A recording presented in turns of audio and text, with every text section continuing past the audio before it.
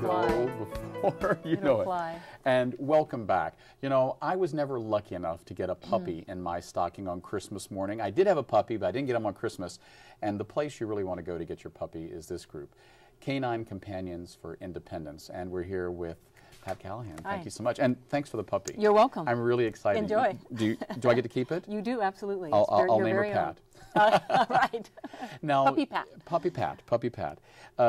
Canine Companions for Independence is headquartered in Santa Rosa up in the North Bay, but you provide service dogs for all over the country. All over the country.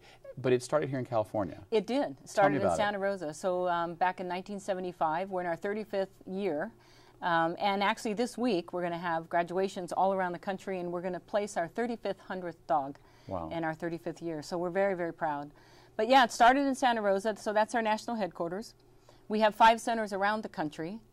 We have divided the country into 5 regions. So Santa Rosa doubles as our northwest headquarters, and from there actually we service San Francisco. So puppies and dogs and people we serve here are served by our Santa Rosa campus. And then we have a campus in Oceanside, California. That's the southwest. Orlando, Florida, is southeast. New York, Long Island is northeast, and then near Columbus, Ohio is our north central campus. Now I'm going to ask a silly leading question. What is it about puppies and dogs, even toy ones, that we want to hold? It does something to you that's more than just, oh, I like dogs. And clearly the companion part of this is more than just liking dogs. These dogs are highly trained, correct? Very highly trained. Our dogs know over 40 commands by the time they're placed with a person with a disability. And I think the point you're on earlier, we talk about the human-animal bond. You know, there's just something about the human-animal bond, something really special happens. When we do our planning retreats and things and you go over your values, we have a lot of the same values that other organizations have, but the one that pops up for us that's not like most businesses is the value of the human-animal bond. And our process, we take about 2 years. We breed our own dogs, place them with a puppy raiser 15 months, and then they're placed with a professional trainer for 6 months at our centers. And by then, that's about a 2-year process. We invest probably $45,000 in this dog, and we give it away. And each dog? Each dog. And we give it away free to a person with a disability in order to do tasks for them. So, you know, imagine not being able, like if you were to drop something and not be able to reach it, you can't reach a light to turn it on. Imagine being a child in a wheelchair, a child with autism. We train dogs for people who are deaf. They can't hear someone calling their name. They can't hear the alarms, the phone, the person knocking at the door. We train a facility dog that goes with people in therapeutic environments. So maybe they're in a school, a special ed teacher, they're a OT or PT person in a hospital. We train facility dogs for them, and then a service dog to place with an adult. Those are also the dogs we're placing with returning veterans who are coming back from Afghanistan and Iraq. Talk to me a little bit about that. That must be a very special sort of training, because that, I mean, maybe I'm wrong, but I imagine if you're coming back from combat, having seen the things these men and women have gone through, it's not maybe just about the dog being trained to do physical things for them, but maybe to deal with some behaviors that maybe other human companions don't exhibit. Well, there's a tremendous emotional support. You know, the dogs have this unconditional love. We did a taping. We've been picked to be part of a worldwide Extraordinary Dogs series, television series. And one of the stories we're going to tell is this soldier from Air Force. And so we were taping him one day, and he was talking about how this was a very, strong young man who was ambushed and is now in a wheelchair, and his hands aren't as strong, his muscle coordination isn't as good, so he drops things a lot where he didn't used to. And he was talking about how the dogs are just so amazing, they just never get tired of it. It's unconditional love. We'd be like, you dropped it again? Yes, here you go again, here you go. And the dog is like, whoa, you dropped it again. I'm all over it. Here it is again. Oh, you dropped it again. Okay, let's go, let's go. And so, just that interaction that the dog is just so willing to be there and do things for you. Yeah. I have a friend who doesn't have a trained, quote-unquote, official dog, but this person had some sort of seizure one day and was laying, and the dog actually went and got this person's daughter and brought them back to her. Right. And she believes to this day that this dog saved her life. Now, this was an untrained dog. Right. Is there, and I don't know if you can answer this or not, is there just something, you talk about the animal canine, the canine-human bond, is there something about the relationship between dogs and humans that dogs can sense when a human is in danger and just know this untrained dog to go get someone, this person needs help? I believe so. I think they're just dialed in and they're just tuned in a way that's very different. You know, they're very emotional. They're very present. They're very in the moment. We have trainers who talk about graduates, as we call a person who's gone through all the tests and understands how to manage the dog and has a dog. They'll write back, you know, thank you so much for teaching my dog to do blah. And they're like, we didn't teach that dog to do that.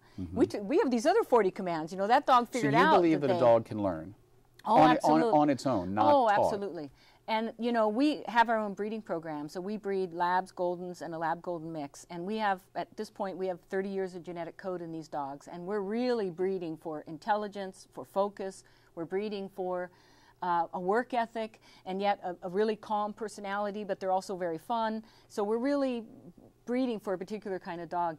And they're very smart. And they figure things out. We actually just got a tape from a young boy who has one of our dogs, and his hands don't open. And they were trying to play ball, and the dog decided that he needed to have the ball, and the dog on his own, they sent us the tape, takes one paw and opens the boy's hand and takes his mouth and drops the ball in it and then lets go, and so that he can then fling it. Wow. We did not teach that dog. And clearly the boy didn't, because he wasn't able to move his The dog hand. just figured out that that needs to open, and then I can place the dog there, and then you're going to throw it for me. You know, it's like... You mentioned Labs and Goldens. I remember my first pet was a Golden Retriever, and they've always struck me as kind of the stereotypical warm, fuzzy dog that you want to get in your stocking. Are there some breeds that are better suited for this than others, or actually more to the point, are there certain breeds that aren't appropriate to this sort of work? Well, let me tell you why we use Labs and Goldens and a Lab-Golden mix. You know, one of the things you want to be doing when you're training a dog is you want to go with sort of what the dog's hardwired for. I remember when I was first interviewed for this position, I saw some pictures of corgis, but there's no corgis now. And I said, you know, you used to use corgis. And they said, oh, we used to use corgis for hearing dogs. Excellent. But they kept hurting the children, you know. So it's like, well, the good news, you know, someone's at the door and I've got the family in the dining room, you know. Yes. They're hardwired to herd. And Labs and Goldens are really people dogs.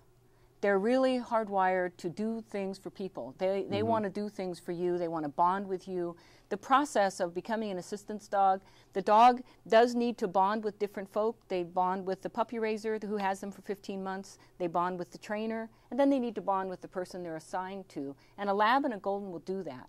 They just love people. So, and when that graduate comes back and that dog sees the puppy raiser who raised them 5 years ago, they don't forget. They remember. But they're able to manage what you say complex relationships. Yes. And there are some dogs.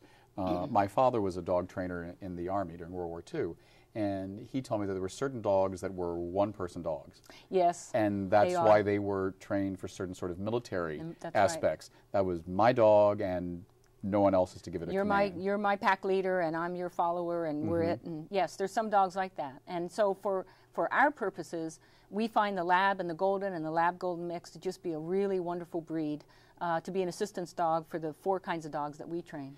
I remember during the worst of the AIDS, HIV years, there was a wonderful nonprofit that I'm sure you've heard of called Paws, Pets are Wonderful Support, that came in San Francisco.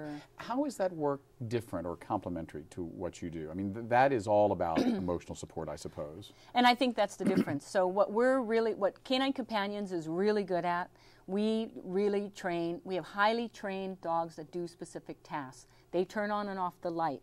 They open and close the door. They'll pick up things and deliver it to you. They do very, very specific tasks. They are dogs, and they're wonderful dogs. And so they will also give that emotional support, but they're really highly trained to do these tasks, and they love doing it. They have a great work ethic, and they, full body wag when they're opening up the door. Yeah. Now, the economy has been awful for the last 2 years. I remember there was a thing I saw a few months ago, recession officially over in July 2009. I was like, I'm glad someone told me, I missed it. Really. How has that impacted you? Yeah. So I think all nonprofits right now, you know, you're working hard. And I think that what's happening is you work, you know, 2 or 3 times harder for the same amount of money. Because we are 35 years old, we enjoy, you know, a long history with people. We have a really excellent reputation. We have very loyal donors. And we have a variety of ways you can support us. So you can go online to our website, cci.org. You can support us there. You can make a major gift if you like. You can give us stock. You can put us in your will. You can put us in your estate. Corporations can fund our various events, you know. And so when you, as a nonprofit, one of the things you want to do is you want to have this diversified sources of income. So if the companies and businesses are really challenged like they've been lately, you don't want to really be completely reliant on that, because they may not be able to help you when they have a tough year, but your other sources may be able to help you. And that's really been what's worked for us. And of course the goal is to keep for another 35 years putting canine companions together for free. Pat, it's been a pleasure having on your show. Thank and you. Again, the website, cci.org. Happy holidays from Pat, Puppy Pat, Right. and all of us here at Comcast's 10%. We'll see you in the new year. Thanks for watching.